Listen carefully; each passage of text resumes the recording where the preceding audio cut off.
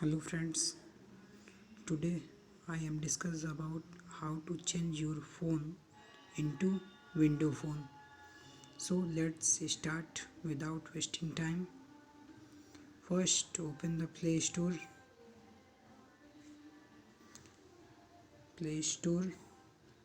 then type Windows 10 launcher, then install first app जो कि हम इंस्टॉल कर लिए हैं पहले से. Just open it, then you see that your phone is totally converted into Windows 10.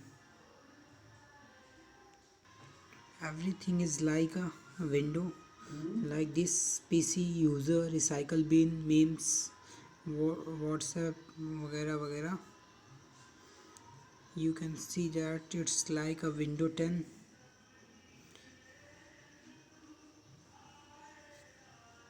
And we also cut it like that using this tab button.